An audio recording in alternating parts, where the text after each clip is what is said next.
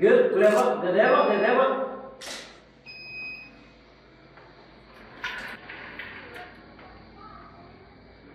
Gül biraz oğlum. Gül, dedeye bak. Bak, bak, bak, bak, bak. Buraya bak oğlum. Gül biraz.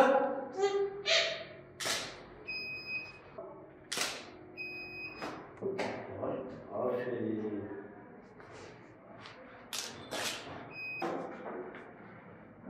Dedeye bak, buraya bak. Berat, Berat.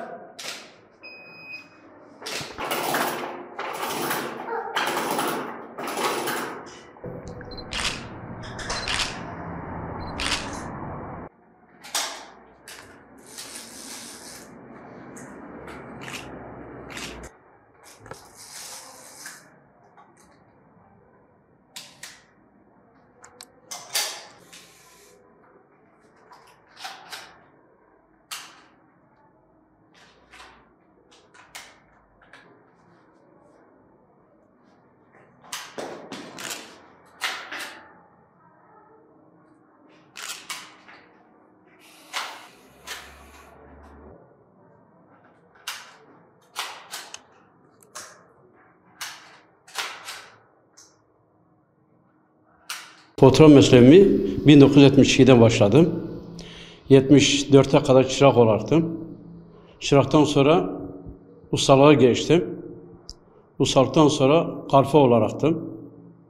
Karfeden sonra kendi adıma dükkanı açtım. 1978'de kendi adıma dükkanı açtım.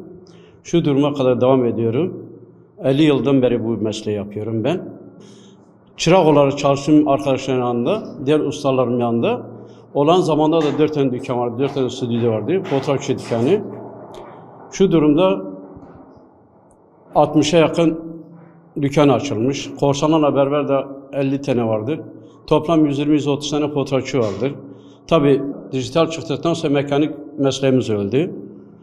O zaman mesele içindeki bambaşkaydı. Hani kıymetimiz vardı, değerimiz vardı. Bir ustalı değeri vardı, bir çıraklı değeri vardı. Şu durumda mesleğime yine devam ediyorum. Kardeşimle beraber. Kimlik için, ehliyet için, pasaport için, ondan sonra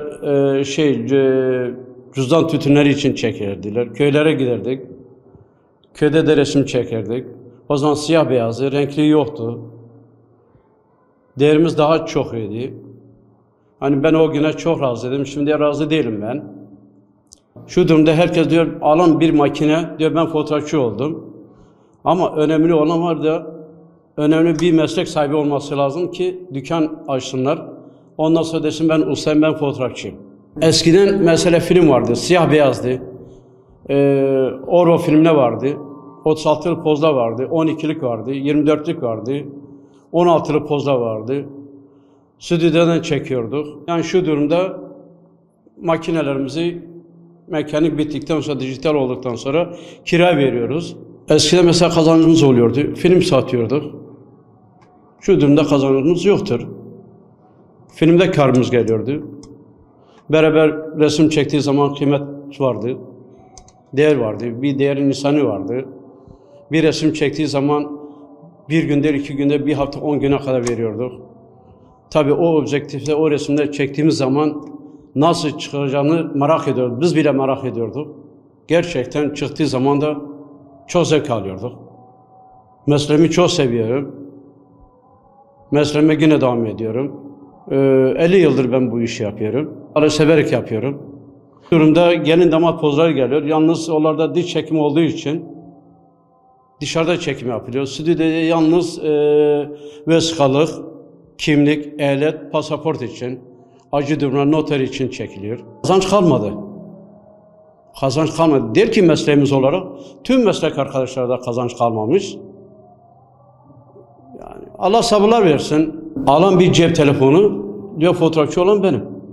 Hatta bazı çocuklar geliyor. Çocuk der ki adam olarak diyor ki ben yapabilirim.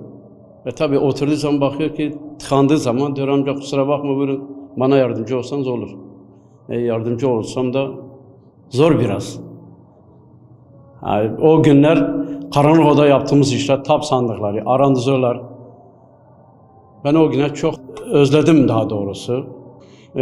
bir dil çekimi hazırlıkını yapıyoruz. Hayırlısıyla bu sene yetiştiremedik. Seneye güzel bir çekim yeri hazırladık. Gelen müşterileri, dostlarımıza, arkadaşlarına da orada onları bekliyoruz.